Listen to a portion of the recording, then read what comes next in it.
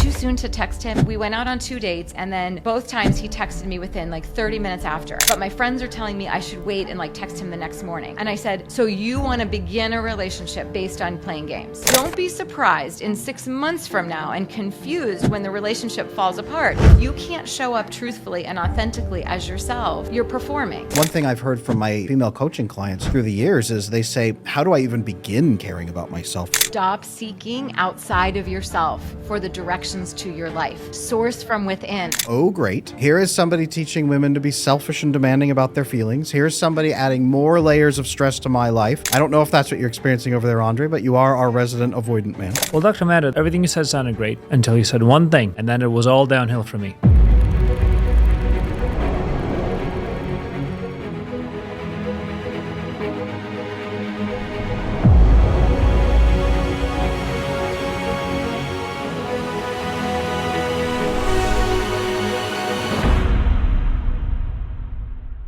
Ladies, do you ever struggle to not be so selfless in relationships? Is it hard for you to step forward and say what you need from the relationship? Are you afraid that nobody's going to care about you or accept you when you do that? Today, we're bringing on Dr. Amanda Hanson, who's an expert in helping women step out of that self-contained prison and build themselves into full participants in their relationships. Today, Dr. Hanson is going to show us exactly what it looks like for young women and for women later in life to step forward into their full queenhood. Well, there's definitely some things I want to touch on, and the question of healthy femininity is one that's very interesting for me, especially for the younger crowd, you know, kind of Gen Zs and, you know, even millennials, like still trying to figure that out. What do you think healthy femininity is? Is there such a thing as unhealthy femininity? Actually, is a better question. Absolutely. I think there is unhealthy masculinity, femininity, I think expression, right? And I often want to first start this by saying, I think this has a lot to do with the examples that we are given from our mothers, from the women in our lives, and from society and culture. So I think there's this idea of what has been touted as the ultimate feminine, and what I know in my 25 years of work with women, as they're trying to live in this really narrow lane of what they believe is supposed to be the ultimate feminine, they are feeling like they're drowning. They feel like they're suffocating. And so what happens, there's often a reaction to that suffocation that comes out like a mess. But it's because we are living our lives as women when we've only been given 50% of the narrative. So with the patriarchal lens of life through religion and culture for thousands of years, women are trying to live, for all intents and purposes, in a man's world. And that's why you're seeing so much reaction to it, because women are now starting to butt up against, wait a minute, I don't think that the rules by which I've been living are fulfilling my life any longer. So I talk a lot about the difference between these two archetypes in femininity, that is the princess and the queen. And a woman who's in that princess energy, we can get into this further later, but she's more in that victim-y energy. She's in that seeking energy. She's looking for all of her needs to be met outside of herself, often through her partner, through her place of work, through her friendships. And a woman who arrives into a queen energy is a deeply grounded woman who always sources from within. And from that place then overflows in her life to all of the people in her life. And that is the energy that is so incredible to be around. That kind of a woman is more joyful, more sensual, more clear on what it is that she wants and needs. And she's not in seeking energy. So it's a different kind of relationship when you are partnered with a queen versus a princess. So Adam talks a lot about secure attachment and how once you get into secure attachment and you're interrupting these kind of anxious cycles, avoidance cycles, you're going to start feeling an abundance of energy. You don't really quite use the same term, but there is for sure an abundance aspect. We're coming in and you're able to provide and protect and enable and inspire. Is this similar to getting into, you know, your queen, your princess, out of your princess into your queen setup? Well, Dr. Amanda, one thing I've followed on your research and the work that you've done is you talk quite a bit about your personal story, about feeling insecure on the inside, feeling that self-seeking, that validation through other people. And that definitely aligns, if you're familiar with anxious attachment style, that preoccupied anxious. So many women today grow up with that. The research suggests that even up to 65% of people in Gen Z right now are anxiously attached or insecurely attached. It's definitely getting worse.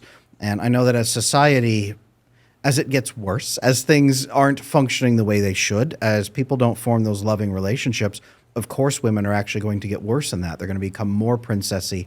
And not, I think your meaning is not princessy as in demanding stomp your foot and tell everybody to bring you what you want, but the young girl, the little person trying to grow into her crown, so to speak. Definitely what I have found through my work is that women need to build secure attachment first, really, before they can emerge into that growth stage and be who they truly are.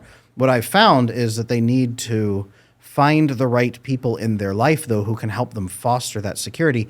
And I know you've talked also about looking around at the women in your life, and all of them were miserable. All of them were unhappy. You had nobody to really model that for you.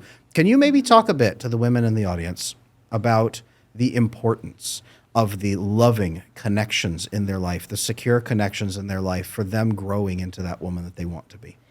Yes, absolutely. And with this, with the status of things, and speaking as someone who's worked with thousands of clients now, and the women that are coming to me, even the current day women who often have very well-intended mothers, they still are learning from a woman who's in her own princess energy. She might be, 30, 40, 50, 60, 70, but she's still raising a girl, a daughter, modeling princess energy. So while you may still have an attachment and you're really close to your mom, and it might be a secure attachment, you're still not learning from a grounded energy of a queen, because we're talking about a larger system of a patriarchy that is filtering down the messaging of how to be as a woman, to be chosen, to be worthy, to be, important.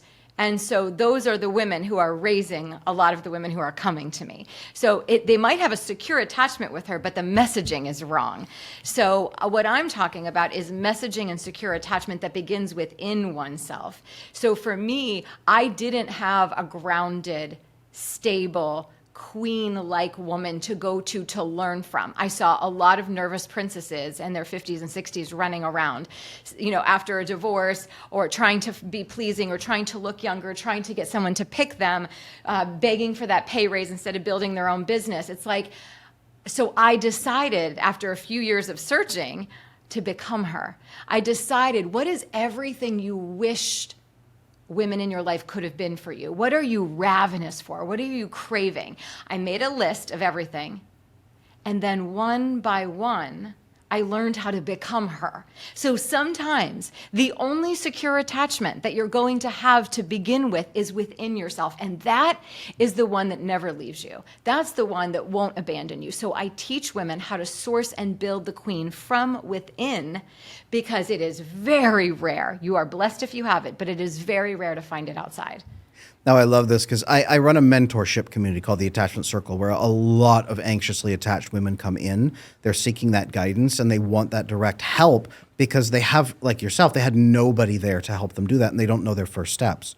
Some of the first steps that I usually guide them through, exactly like you're talking about, is working on relationship to self. So big piece there, many of them in their princess energy, as you would say, but they have violated their own internal sense of right and wrong. They have done things they don't like to try to please others. They have given up on their dreams just to try to stay safe in this world because they have nobody who seems to care for them. They've violated all the things that made them a core self. So they don't have a core self. We have to identify that first and build that. What are some first steps you might recommend to women out there right now who are listening to this, and women at home? I can hear you coming through asking, like, yes, first steps. What are some first steps you would recommend, or that you took yourself, to help them grow into that beginning? Yeah, I would say get in proximity to a woman who lives her life that way. Get into proximity, watch and listen, learn from her, because it is, again, in a world where the rules have been written very often globally by men, it's not working for women. It's why they are faking orgasms. It's why they're miserable. It's why they're having affairs. It's why they feel so anxious in relationships, because They are not sourcing in that relationship from a place that feels deeply within them. So embodiment work, learning to get into your body, is the superhighway to attachment and connection. So because women's bodies have been prophetized from, fracked from, abused, and used so much in all of the wrong ways, most women I work with do not feel safe in their bodies, especially women who have been abused, sexually abused, or raped. So it is teaching women to build that foundation inside of their bodies and inside of themselves. Again, deep, deep, deep embodiment work. I will tell you, just for the sake of right now, I don't have quick fixes. My work is not steps 1, 2, and 3. We're talking about resurrecting and excavating thousands of years of conditioning for women. So it begins on a very deep internal journey with women who know how to do this work and who are living embodiment of this work. Dr. Mann, I'm actually curious. So you mentioned the patriarchy a couple of times. What do you think is the gap in the intentions between the patriarchal system as you see it and as you talk about it, and the system that's supposed to be embodying and empowering and enabling women? Where is the biggest disconnect? I think the biggest disconnect is that we don't have both voices. Like in my marriage, I've been married for 28 years, right? And there are places and spaces in this marriage that it is hands down, my husband is a stronger suit. He is in the leadership role in certain aspects of our relationship. And then there are undeniable places where I, as the woman, as the feminine, and in my leadership in the family. And so we have perfected, and what makes us a power couple globally is we've perfected our zones of genius and our leadership. He takes my counsel as much as I take his counsel. And that is what is missing. We don't create space for matriarchal leadership. We don't create space for the woman to be in her emotional leadership in the home, in the bedroom, in the society, in places of work. We put her as a support character to everyone else, but we never let her be the main character. That's where I think the disconnect is. The disconnect is when the most perfect couple, the most perfect union inside or outside of the bedroom, the workplace, the family, the society, is when the women and the men come side by side and both are shining light on each other's magnificence and leadership. Not simply leadership of one or another. So I think what we're lacking is that blend and that flow, just like all of us as individuals, both of you and myself. I am equally masculine as I am feminine, and to deny my masculine is not to live fully as a human. And for you both to deny your feminine is to not live fully as a human being. So it's that beautiful dance, kind of like the tango, where there are times where one is leading on the dance floor and then the other is leading. That is what we're trying to arrive at, is that beautiful energy together. Well, as we know, the hardest part of every dance is the first couple of steps, because that's when you're trying to find that connection and build the trust. And the trust actually is something that flows both ways, because you're not only asking for the woman to trust you as a man, but you're also trying to figure out if you can trust a woman. And this is a major issue that Adam talks about a lot, is the avoidant and the anxious connection. It's a huge catastrophe right now, is that you have a lot of avoidant men, you have a lot of anxious women. We all have our origin stories. And the challenge is not to have hope in the fact that we can all repair that and to get better, but the challenge really lies in the how, the first steps. So let's say that if you are in a situation where you are, dating somebody as a man or as a woman, what is the right way to go about it? Because it's not as simple as coming in and saying, let's all be in our balanced feminine. I want to see the queen in you. And, I've had that conversation before, and, the girl just goes, what do you mean? How? What does that look like? What are the components? It's not like it quickly snaps in place as soon as you open the door. There's a process. What does that process look like? I think that process looks like building very slowly, like micro layering moments together and learning to trust each other. And when I'm working with women and they're asking for feedback or guidance or advice when it comes to dating, I say to them, the truest thing you can be is yourself. Because if you start this relationship with performance, I have a lot of women come to me and say, like, is it too soon to text him? It's like we went out on 2 dates, and then both times he texted me within like 30 minutes after. But my friends are telling me I should wait and like text him the next morning. And I said, so you want to begin a relationship based on playing games? And they're like, well, no, of course I don't. I said, but that's what you're doing. So don't be surprised in 6 months from now and confused when the relationship falls apart, because you've built it. The very first brick you laid was based on a game. So instead, what I want you to do is I want you to put your hand like on your womb space, one on your heart. What does your body tell you? Are you so excited to text him back and be like, I had an amazing time? Then tell him that. If your body says, you know what, I didn't feel a connection, it's not about anybody being wrong. All you have to say is, thank you for the beautiful evening. I didn't feel an energetic match, so this is a place where I'm just going to wish you well on your continued journey from here. Don't play games, but you play games when you don't know who you are. So you first have no business being out there when you haven't figured out who you are and what it is that you want, because it's just a shit show for everybody. So it's like, first she has to get clarity. And if you can't show up truthfully and authentically as yourself, you're performing. And then the whole thing, even in sex, the whole thing is just one big performance. Like, be real, be grounded, be authentic, because then the perfect match for you will be able to find you. When you're out there in the world showing up in your full truth, your full radiance, your full essence, your match will find his or her way to you. But if you're performing, you're going to miss that person for a lot of years until you become exhausted with performing. People play games when they're trying to learn. You know, people play games to also keep themselves safe, because they at least can define a set of rules and say, I'm going to operate based on that. Well, but even, let's talk about trying to learn. Let's talk about trying to learn here, because I know a lot of the women at home are anxiously attached. They're listening to this right now and they're thinking, okay, that sounds great. Yes, I am playing these games. I wish I knew how to play the games, because I can't even do that. What do I do? And then they hear us saying, you know, well, be fully yourself, understand who you are, and be that. And there's a pit that I know many of you at home are falling into right now, and you're listening to this going, well, what the heck is the difference? How do I do that? If I don't learn the rules, if I don't know who I am, okay, pause. You don't want to be overwhelming to the other person, yes. So you don't want to be the worst version of yourself. That's absolutely. But you can become the best version of yourself. So, but who says overwhelming is the worst version of you? What if you're an overwhelming person? That's just your energy. Well, I would say if you're trying to match correctly to somebody, the person, that would be overwhelming. If you're that way with everybody, that could be a problem, especially like coercive soothing, things like that, driving other people to soothe you in that capacity. That would be overwhelming. I think it's overwhelming for a person who's not a match. Where is that line for you? Because I'm curious, because it's different. It is, to your point, it's different for everybody where that line's going to be. One person's codependent is going to be another person's dream, and it's sustainable. Where's that line? Where do you help people find that line, I guess? Yes, that's so. I really, again, I do less about help women find that line as much as I help them find themselves.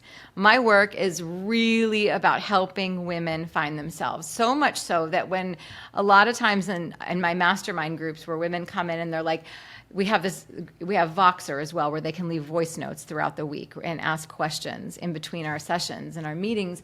And I hear sometimes women say, well, I have a question because my partner, and then in the next one comes in, well, my partner. And I remember several months ago, I came into the Voxer and I said, stop telling me about your partner. Your partner did not hire me. Tell me about you. Tell me about why you let that behavior continue for 20 years. Tell me about why you're so upset that your partner did that thing. Tell me about how you responded. I don't care about what your partner did or didn't do. I want to know why you've allowed it for this long and why you seem to think that maybe you can find an excuse for it for another decade. Like, I work with women to help them get clear on who they are only and heal from traumas, recognize patterns and ways that they show up, and also fill themselves up in places where they feel that they are becoming dependent outside of themselves. Because also a slippery slope I see is a woman will attach to somebody and he might be toxic in a lot of ways, but maybe he has this one trait and he's fulfilling this one need of hers. and she becomes so hyper dependent on it and will excuse away all the other bad behavior. And I help her see that, do you understand that you now, because you've never given yourself that thing that you're seeking and getting from him, you now think it's him that you love.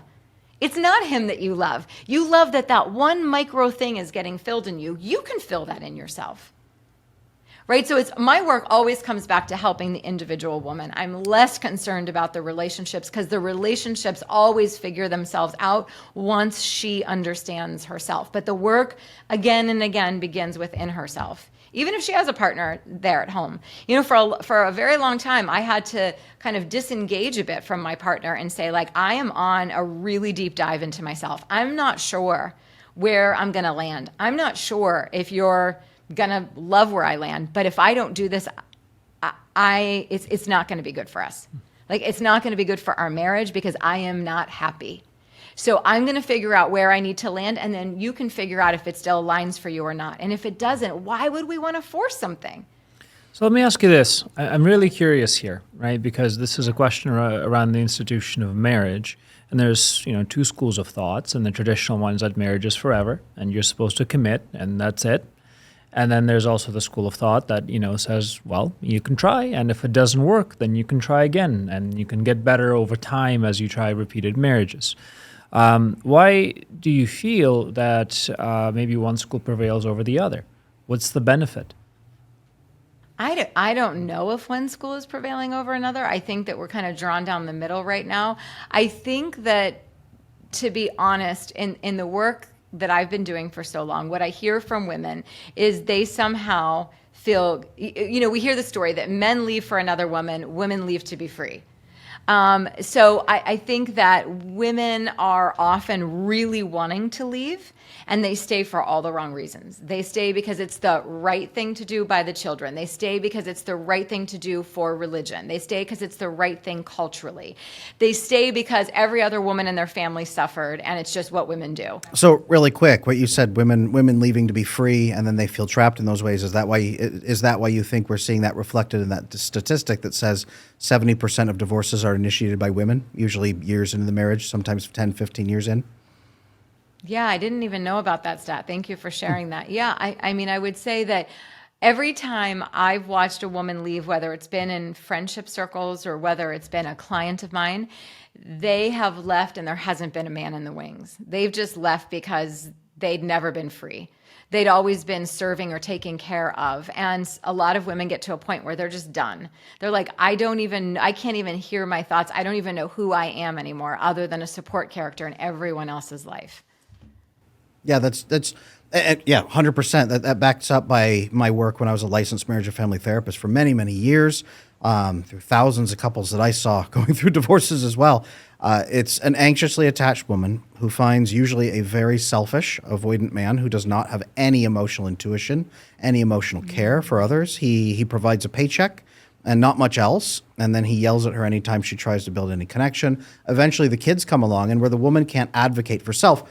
And I think, if I had to qualify this, I think what you're teaching there is that extreme advocation for self that so many women are missing because they don't advocate at all.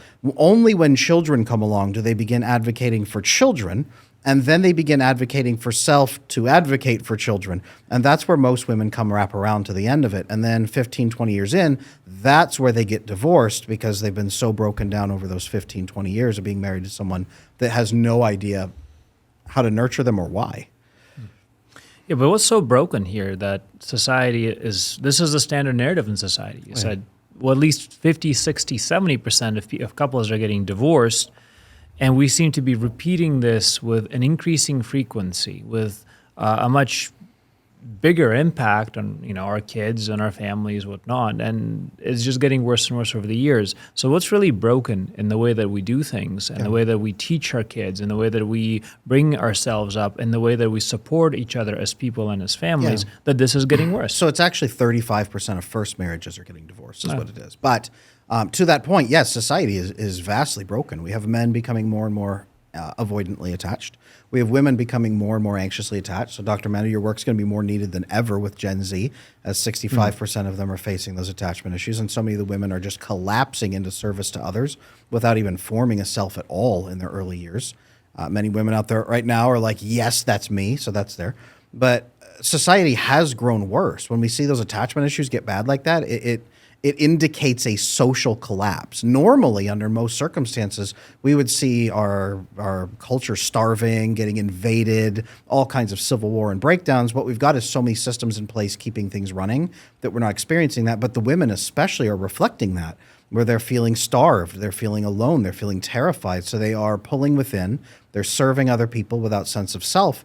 And I think that's where we're coming. So Dr. Amanda, one thing I've heard from my female coaching clients through the years is they say, how do I even begin caring about myself? And I really feel where that's where you're dropping in, right? You're parachuting in for so many of them, saying this is how you advocate for self. This is how you begin caring for self. What are some, not first steps to do, but what are first things you see in a woman when she begins taking those initial steps into her queenhood from princesshood? What do you see women do? What are signs that she is on the right path? Yeah, some of the signs are she actually starts to share her opinion when it's different. Instead of just nodding and being pleasing, she actually says, well, I feel differently about that. Or my lived experience has been quite opposite, and I'd like to share. She's also leading more heartfelt conversations about what she sees in terms of the marriage. So a lot of the work that I do is in communication. Like I teach women a method for communicating to be heard and respected. And it starts with, if this is somebody you really want to spend your life with, or at least the next several years with, you have to build a bridge to them. You can't just come in and sit down and like get into the attack of what they did or aren't doing. It really begins with sitting down and building an alliance and then building a bridge to build a next version of the relationship. So just like, I always say in regards to, it's all about evolution. Like every great business I know has always evolved for the times, right? Like we can't necessarily, there's very few businesses that started one way and didn't pay attention to trends and market changes and adapt accordingly if they wanted to keep their doors open. And we need to do that in relationships. We need to look at, take stock at where we need to evolve and make changes. Are you happy? Am I happy? How can we make this even more fulfilling for both of us? So women who are starting to claim more of that for herself starts to lead those kinds of conversations. Like I am the emotional leader of our home. I am the emotional leader of our adult children, of the grandparents, all the sets of parents now. I am the emotional stronghold in regards to beautiful conversations, heart-opening conversations. We don't sit around at the holidays and just talk about the sports game that's playing or how dry the turkey was or wasn't. I lead us in really profound, rich conversations. So you can sense a woman who's starting to come into that for herself. She starts to lead a more rich conversation. So if she's craving emotional depth, then become the emotional depth in the family. If she is craving sensuality, learn about how to become a sensual woman through your 5 senses. If you are craving more sexual intimacy, become sexually intimate with yourself. Everything a woman wants from the outside, I can tell she's stepping into queen when she starts to become those things, and it then trickles out into her environment and her people. Andrey, I'm curious. As our resident avoidant guy over here, sitting here, I'm listening to this and I'm understanding that this is advocation for self, and then, as you said, beginning negotiations from that place. And many of the avoidant men who watch the show as well, because I coach many of you, thank you, hey, welcome. Many of them probably are listening to this saying, oh, great. Here is somebody teaching women to be selfish and demanding about their feelings. Here's somebody adding more layers of stress to my life. I don't know if that's what you're experiencing over there, Andrey, but you are our resident avoidant man. How does this material resonate with you? And number 2, because this is important stuff for the women to be healthy in relationships so that avoidant men don't experience divorces at 20 years, so that we can't just silence the women. We got to bring them in as healthy partners. What would be a good way to bring some avoidant men in so that they could buy into this idea here, this program? Well, Dr. Amanda, everything you said sounded great until you said one thing, and then it was all downhill for me. And you said, and I'm going to paraphrase, something along the lines of, I'm going through something very deep right now, and I will let you know where I land and if it still works for you. And for me, that was it. That was a big red X. And the reason why is because you're basically telling me, and I do have avoidant tendencies myself. I've been working with Adam for years now, and we've done fantastic work together. We built businesses. I've repaired a lot of relationships using the proper secure attachment techniques, many of which I think overlap with what you teach. But I still have these, kind of pangs where, things like this come up. And from the way that I hear this, and I'm trying to give a voice to a lot of people who are experiencing the same avoidant tendencies in their own life, and I am going to challenge you because of it. I'm going to say, well, as soon as you say that, you says, I hear this as you are going to leave whenever you want. So you have asked me to commit, to have children with you, to change my life around, to change everything that's important to me and offer that to you in a welcoming and say, let's build this together. And you're telling me that one day you're going to say, you know what, I'm going through something and I'm not sure if you're the right person for me. Trust's over. Loyalty's gone. That's it. That door's shut because I think you're just going to be one more person who's going to screw me over. So how do you get around that?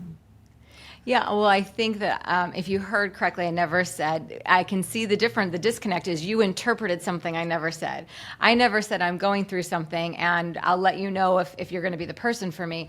I said I am going through something and I'm doing a lot of evolving and expanding. And then you get to decide if that still works for you or not. So there's no control, there's no threat. It is I am going through something. And whether or not it's still going to align for you, you get to decide. Isn't that the ultimate relationship, the freedom to expand and become? And in my relationship, which is very securely attached, my partner has constant and always been in his own evolution. And then the inverse is I get to decide if that works for me. None of us are bound tightly to, because then the underlying message is no matter how I show up, no matter how I behave, we're in this together no matter what. And we don't live that way. That is not how our marriage works. Our marriage works that we are both so wildly free at all times. I never want to hold him anywhere to anything that doesn't feel like a place he's choosing to be in. So I think when there is motherhood wounding or other things that have happened in a man's life in regard to their first experience with a woman, it might stir up abandonment. But what my husband hears in that is she's expanding and growing. And for him, it's always very exciting because he knows my expansion and my growth only brings him higher. But in a man who doesn't have the lens that he has, I can see how they would hear that as the threat, you're leaving, right? Instead, the opportunity would be, wow, I'm so curious. If you're willing, I would love to learn. I'd love to hear, like, what are you going through? What are you doing? Oh, you're going to that retreat. You're reading that book. You're listening to those podcasts. Can I be a part of any of that with you? Will you share with me when you get back what it's all about? Anytime I I come back from a retreat and I go to some really provocative things, my husband's the first one when I get home. He's like, tell me everything. What was it like for you? What did you experience? Because he is curious and he's of a growth mentality because he knows my experiences take us further and wider and deeper. So it depends, like what lens do you want to hear that message through or receive it through? So we also have to be responsible for how we receive messaging. And can we flip the narrative and not hear abandonment, but instead hear expansion and opportunity? So let me ask you this then. Why was it specifically the language that you chose to use? And this is, again, just to kind of continue the conversation, was saying you may not like what I may become and you get to choose that. So why specifically do you see value in using those words? Because I do think that's the reality. Because I am very clear that oftentimes where I'm going and what I'm growing into, he may be uncomfortable with. It may be a little too edge pressing. It may be a little out of his wheelhouse or his zone. And so I want him to know, like, you may not like this, but I have to do this because I can no longer abandon the truth of who I am and the desire of my heart and my life. So, and there have been moments, there are things he has not liked. And we've come to the table and I said, then we need to decide what we do with this because I'm not going forward with this thing in my life. So what do we do here? Are we at an impasse? And this is, if you want to talk about really hard conversations and what brings couples into the level at which we are living in our lives, it is because we're willing to sit and hold the tension and the energy at the table of very hard conversations. Nobody gets up. Nobody runs away. Nobody slams the door. Nobody gets their car keys. We know how to hold the energetic tension of feeling that moment where someone is evolving possibly past us. Because what is the alternative? I stay in my shell and I don't evolve into more of me. Sometimes more of me may be too much for him. And that's a reality of human life. What is it that's driving this evolution, right? At what point does your focus on what is right for you start outweighing what is right for you as a family, or maybe as a unit, or as a connection to each other? I would say if I was so selfishly evolving, I wouldn't still be in my marriage. So that's actually a fantastic place to ask then. What is it, the entity that makes you walk that boundary without making the wrong decision for yourself? Because I've seen many women get caught up in passions and get caught up in whatever they thought was authentic at the time, and it really wasn't. It was something else was acting in them or on them. I see what you're talking about. So when I have couples come in for coaching and they're not unified, she feels like she's been stifled and she needs to grow. He's feeling like he's trying to hold things together, or sometimes it's the opposite. She's trying to hold it together. He's trying to grow out. The first thing that I have to unify my couples around, and I'm sure you'll understand this, Dr. Menda, is a goal. I always ask them, what is the purpose of your being together? Is it to just give each other good feelings until you don't, or good feelings until you die? Or what is it? Are you going to live together in a hole and be miserable? What's your goal? And when they unify around, usually it's something about a family, a healthy, loving family, right? And kids and grandkids and great-grandkids, or it's building a business, building a cause, something like that. It's something beyond just good feelings. They must have a purpose.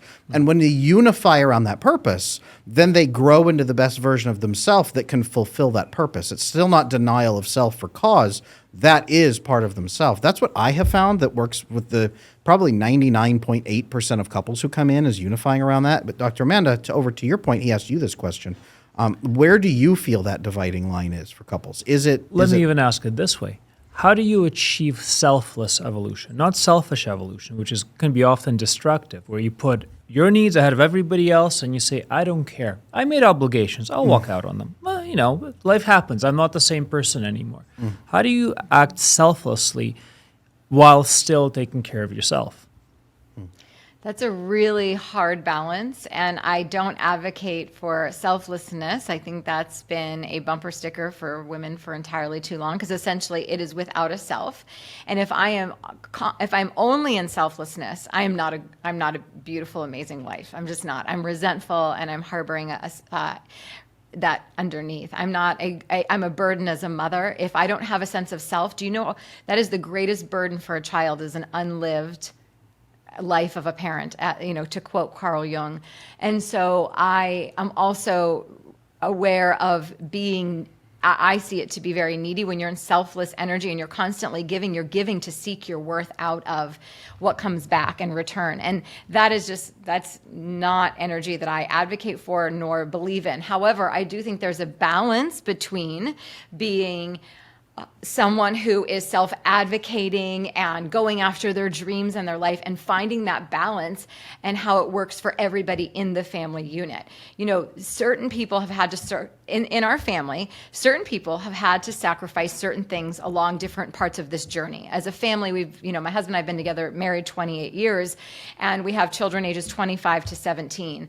And at different times, different people have had to pass on an opportunity or sacrifice something, because whether it was time or energy, finances, or a career thing, because of what somebody else needed. That is what the unit does for one another. But if it is only ever one person constantly being selfless for the sake of everyone else, that's an imbalanced system. So I've raised my children that we all take radical responsibility for the fact we are a unit. Of course, my husband and I are at the leadership helm of that unit, but we are all leaning on each other for different aspects and different things throughout this family journey. I recognize that 90% of my needs can get fulfilled through myself and through this family. And I will choose that all day, every day, because we're building a legacy.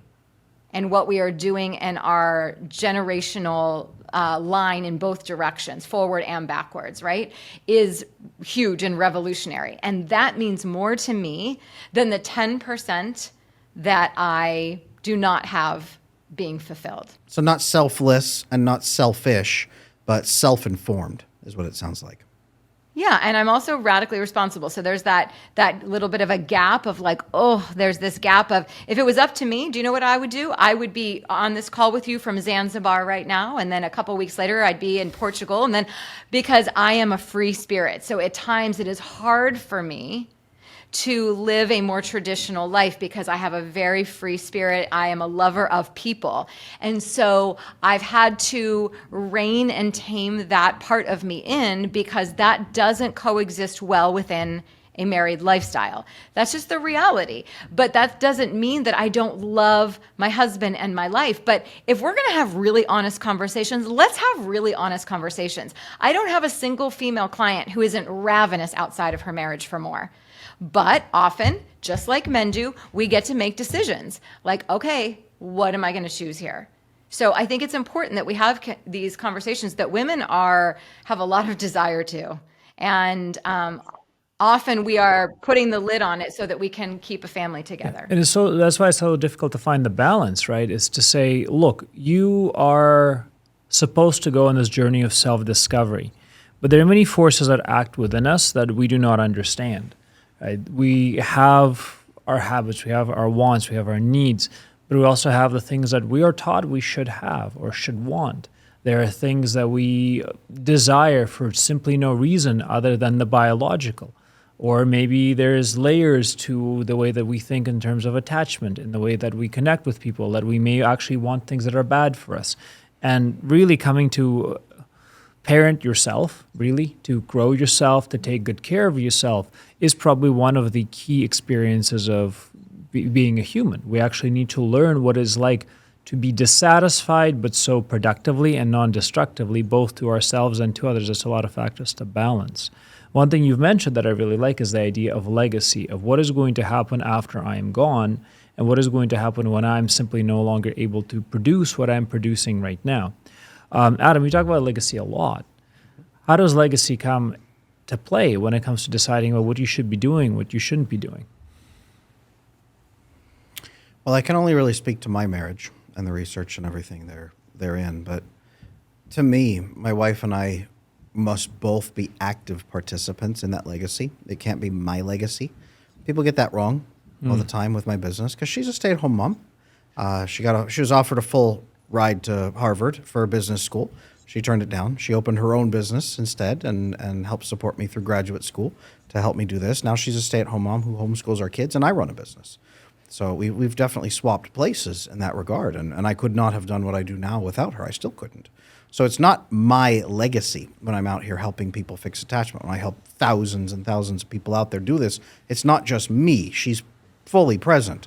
So I can't, to Dr. Amanda's point, I can't simply shackle her to that wagon and yell, mush, onward, horsey, and make her pull endlessly and never care for her in any regard. I have to listen to that. She has to be invested.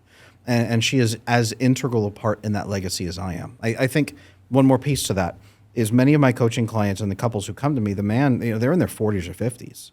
And the man, he might have 20 or 30 years left based on life expectancy if he cares for himself. The woman probably is going to outlive him by 10 to 15 years, is what the research shows. So if a man ignores and silences a woman for all of those years of the marriage and builds his legacy, she is the one who decides what happens to that legacy and what it gets handed down and what changes. Eventually, the woman has the last word anyway. So it is much smarter for a man to get her involved and invested appropriately throughout, so it's a shared legacy, so that when he is gone, she oversees that transition to the next generation, from him to his children to whomever is next. That is that target. So when we talk about protecting a man's legacy in regards to that, again, he's not protecting his legacy, but him making sure she's fully invested and that they're co-equals in that legacy, mandatory, or his legacy will be Well, I can't even say the words on here, but garbage, basically. Does that answer your question? It does, and it ultimately starts formulating this idea of a family as, first of all, well, obviously a voluntary union. But people actually forget that part very quickly after they, tie the knot and do the wedding vows, and that's it. They forget that it's a voluntary union, but it's a voluntary union based on an obligation, and an obligation to yourself, as soon as you have children, to your past generations, to your future generations, and the layering really starts. Now, the layering is really something that can be navigated only through authenticity, which I think what Dr. Mender really does advocate for extensively, is that unless you own every aspect of that layer, conscious, subconscious, internal to you, external to you, you're not going to be able to decide how to navigate that system properly. And that system is simply going to own you, and you will live your life a slave to the thing that you were trying to build. I see this a lot with businesses, with content creator businesses who often build brands, and they try to create a legacy, and that thing runs their life. But it's something that stems from our desire to build something greater than us without actually wanting to become great ourselves. And that's a challenge, right? So I think the first step to forming a relationship that is going to satisfy your needs as a human, you need to be able to step into what Dr. Mann says is going to be, kingship, queenship, right? Becoming great and always becoming better. Now, what is the first step towards doing that for somebody who's young? We have Gen Zers, we have millennials who are starting that. So Dr. Mehta, what do you recommend to connect with that desire for greatness?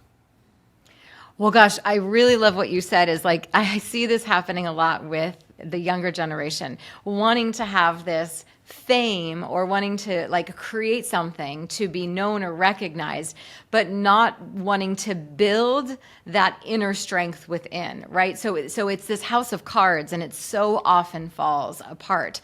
And so it's really about building that internal strength and compass as a human being. And so the best way to do that, I remember when my daughter was 15 years old and we were on a trip as a family with some other families to Costa Rica.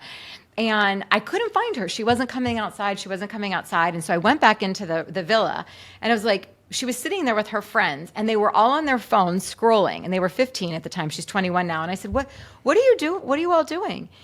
And she's like, oh, we're just, we're looking at all these beautiful bathing suits and these models and this.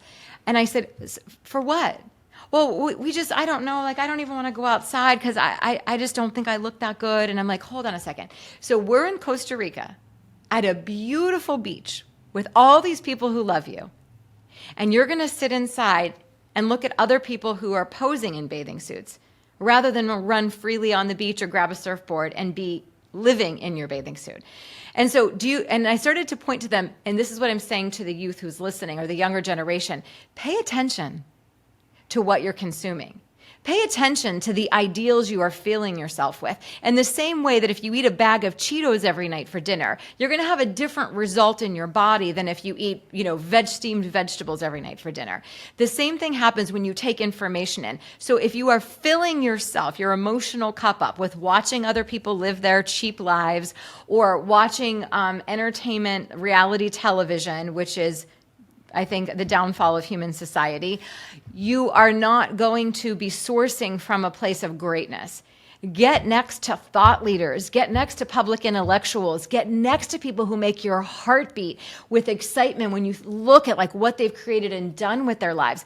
Get next to leaders who are generations above you because they've lived enough life, they've had enough experience, they hold the wisdom to have sourced through so many decades of their life. They're probably going to have a lot better foundation for which you can build your life on. So if you're in your 20s and 30s, stop watching other 20s and 30-year-olds live their life on social media and go and get next to people who are really doing the things off camera that they supposedly say they're doing on camera. Because we know a lot of people show up. I know in my world, a lot of people show up one way on social media. And when you pull back that Wizard of Oz curtain, there's somebody totally different operating.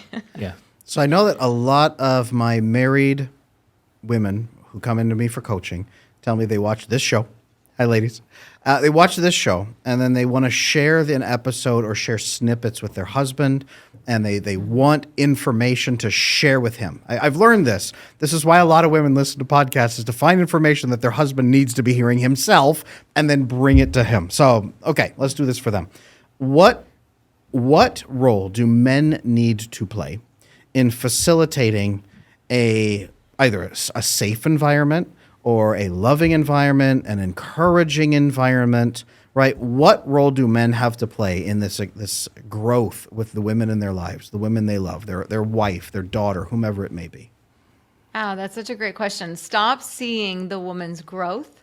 Stop seeing the podcast she wants to share with you, or the book she wants to tell you about, or the retreat she wants to attend. Stop seeing it as a direct threat to the relationship or as a direct threat to you. If you do, pay attention to the fact that that's a red flag already signaling that something inside of you has equated growth and evolution to mean breakup, growth and evolution to mean impossible for you. So she will outpace you if you're not willing to be curious with what she brings to the table. If you're not willing, my husband and I have not evolved in the same linear way whatsoever, but we've evolved enough that we can hold space for each other. But we are still on very different individual paths. Now, with this piece right here, when you say don't take it as a threat, we could go another step and say don't take it as an attack. Because a lot of times a woman brings you a resource and guys go, well, what does she mean by bringing this to me, right? Whereas my wife in our marriage, she brings me something, and even if it hurts, right, it could be anything. It could be anything I need. She's bringing it to me because and I have to stop and say, why is she bringing this to me? I'll even ask her, okay, what's making you bring this to me today? What is it that has brought this, And she'll say, oh, because I think this could help you X, Y, or Z, or this could help us achieve this. This could even help me do this, and therefore I can be better for you and show up better because X, Y, and Z.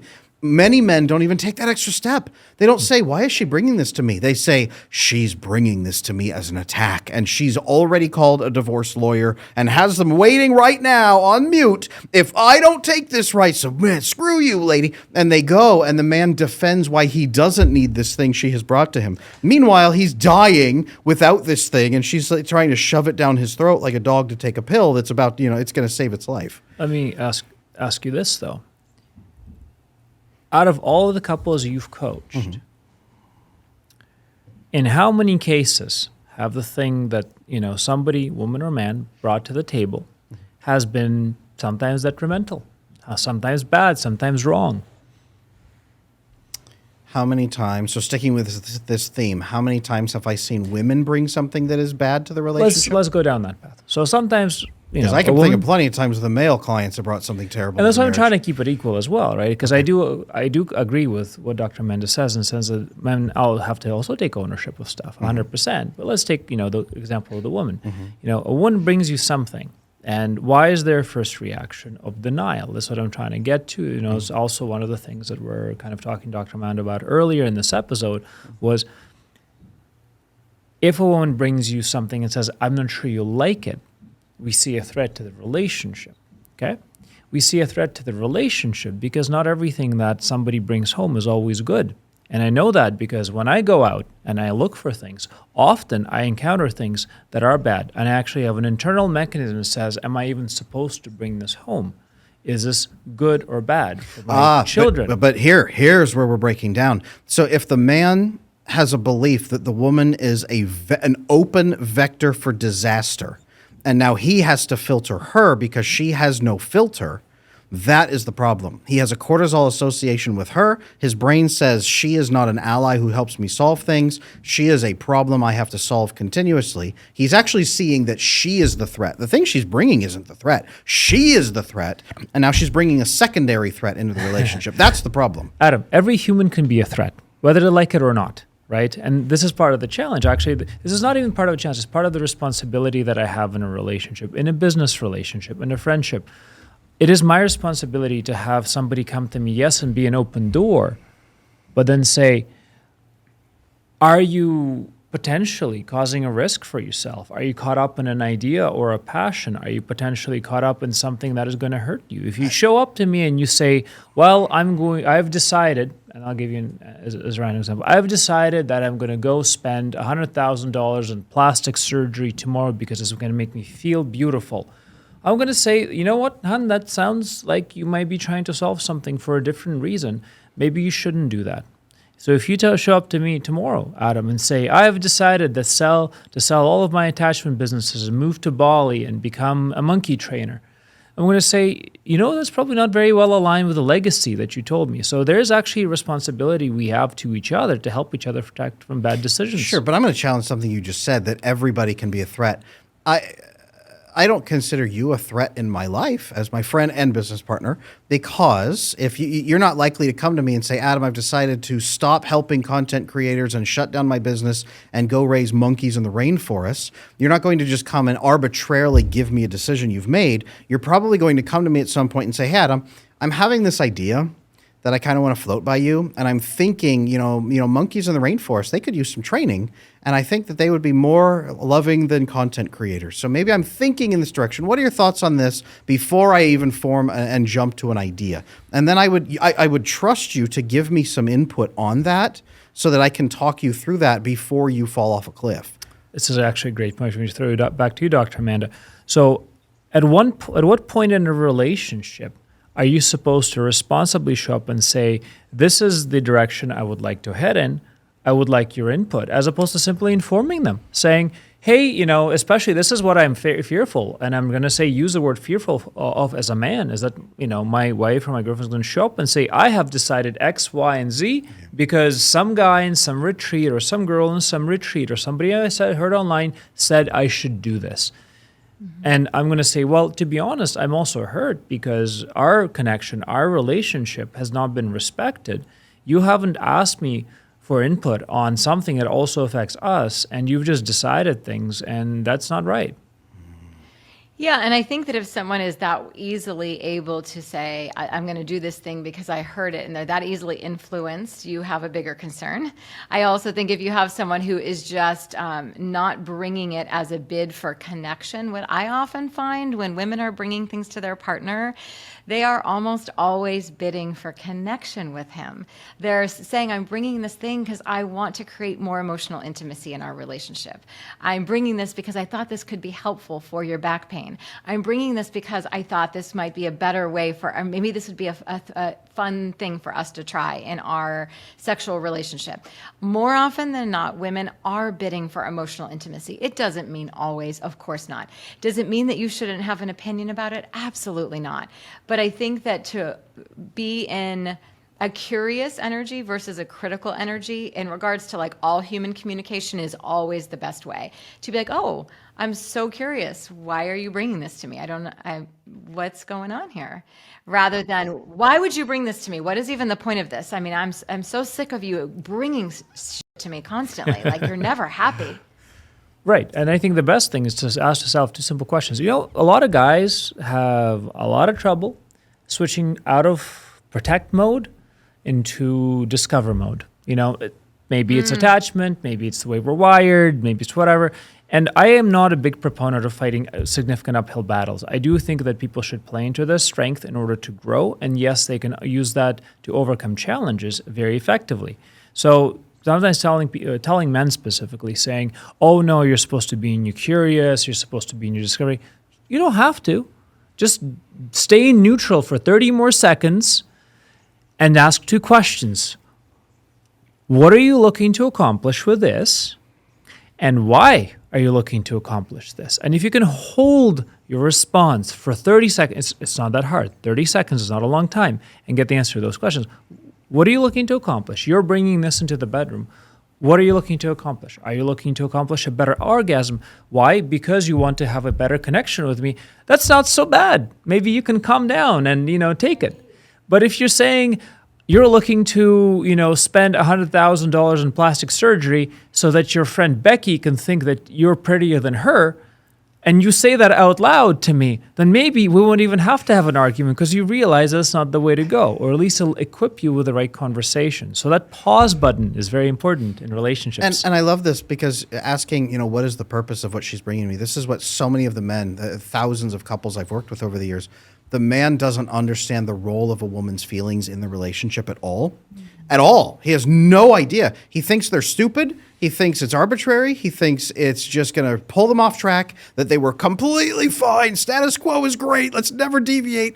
And he doesn't understand the role of a woman's feelings is, it's much, okay, like a car. Let's go with this analogy. Guys out there, if you are driving a car, the relationship is your car. You are both in the car.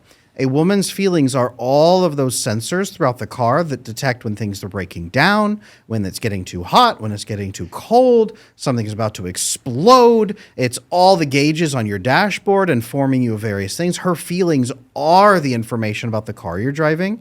So if you are ignoring every sensor that's screaming at you and there's smoke coming out from under the hood and the lights on your dashboard say, get out now before you die, right? And she's warning you loud and clear, then you need to be very, very, very aware of what the sensors are telling you.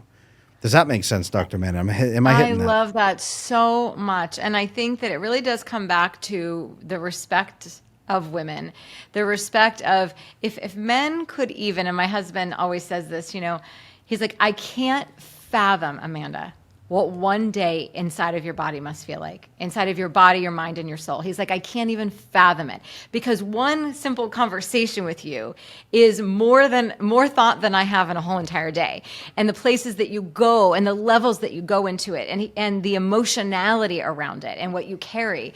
And I think being able to see that and honor that as this wildly beautiful superpower, as opposed to undermining it, is what has been so successful in my relationship, is that my partner sees it as something like this special detector system or some kind of a litmus test that he doesn't have access to, that we rely on. Right. And because we have so much evidence and so many proof points and ways that I've led our family, that the outside world looking in probably thought it was complete and utter ridiculousness or really questionable. I had people really questioning my sanity on certain things. Then we get these unbelievable results that happen. And then, only then, when the results are there and the proof is in the pudding, everyone's like, wow, that was amazing. I'm like, yeah, well, that's what happens when a woman sources from such profound instinct and trust, and has a partner who's like, yes, let's do that. So we've had just enough experience now that he comes to me for a lot of those things, and he's like, I know you're going to know the answer. Like, what do we do in this situation? So I think we need to stop seeing women as lesser or her feelings being unimportant, and recognize that the potential of what she can bring to you in your life, just as you can for her, it's beyond stratospherically comprehensible.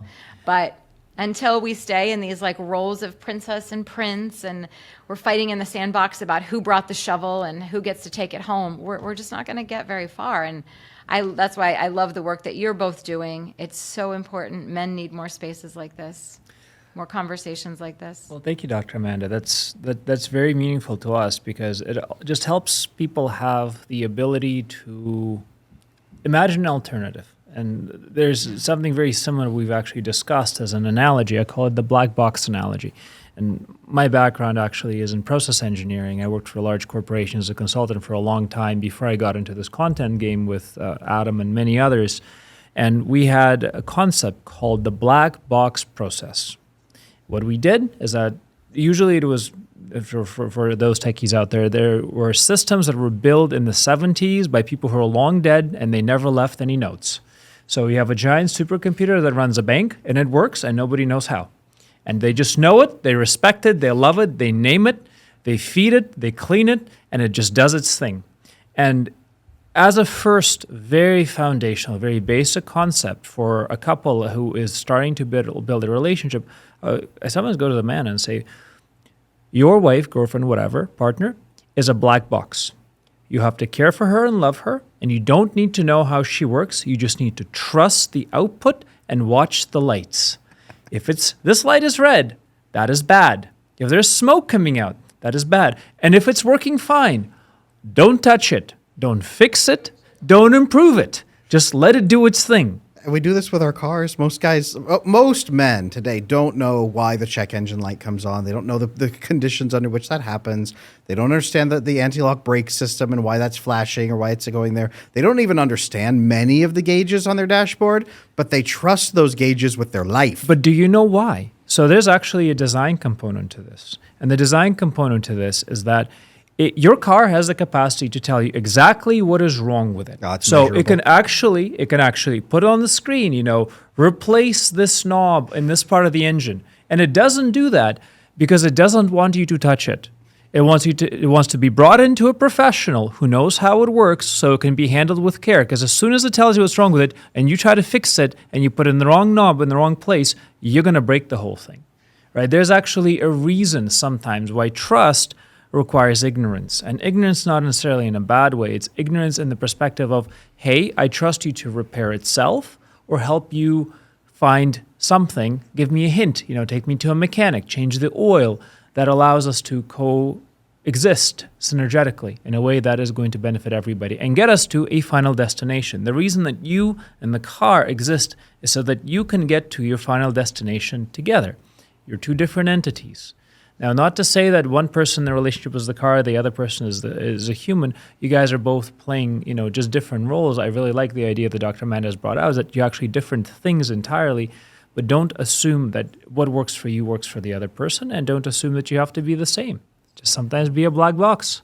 I think it's beautiful. I think that, also I had to explain this to my husband a long time ago in our relationship, that he makes sense of the world as a very analytical person, that A plus B equals C, right? And I don't function that way. That doesn't mean that his way is wrong or my way is wrong. Actually, both of our ways are right for the way we perceive the world.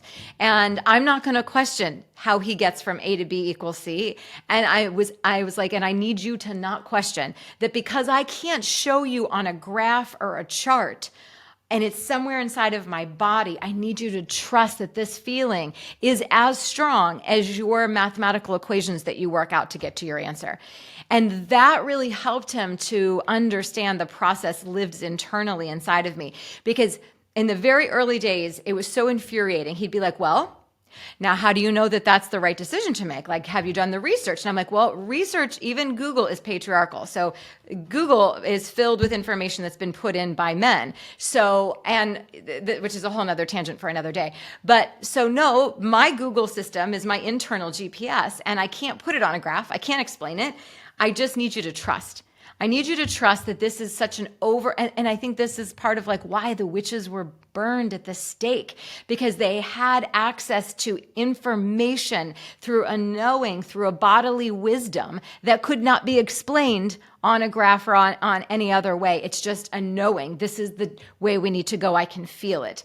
And so when we can harness those dual energies of each other, my gosh, good things happen. Possible. That's awesome. Yeah. Well, that was a fantastic episode, and all the insights into how the female psyche works, into how to make the relationships balance, what is even appropriate in terms of obligations and loyalty to each other, and when selflessness is a bad thing. They're fantastic insights. So, Dr. Amanda, thank you so much for joining us on I Wish You Knew. And can you tell us a little bit more about where we can find some more of your works? You have a beautiful event coming up. Love to hear more about that, and just how do women get to work with you? Yes, thank you so much. So you can find me on social media at Midlife Muse, and my website is amandahanson.com. And my live event in November is in Phoenix, Arizona, November 2nd and 3rd. It's for 1,000 women to come together and really learn. I will be demonstrating from the stage and also in the room on the floor with people, really taking them through all of the embodiment exercises to literally move your life from princess energy into queen energy, and to show women how to source that magnetism within themselves that has been really disconnected from many of us after around the age of 10 years old. So thank you very much. Adam? You can find all of my work on adamlanesmith.com, where I help people build secure relationships and take those next steps into building loving connections for life. I'm also at Attachment Adam on Instagram and at Attachment Adam on YouTube. You can find me at Andrey Korikov on Instagram and veritascreative.media for the work we do with content creators. So thank you for joining us all on I Wish You Knew. This was Dr. Amanda Hanson. She's fantastic and a wonderful woman. This guy's all right as well, but we know that already. And we'll see you all on the next one.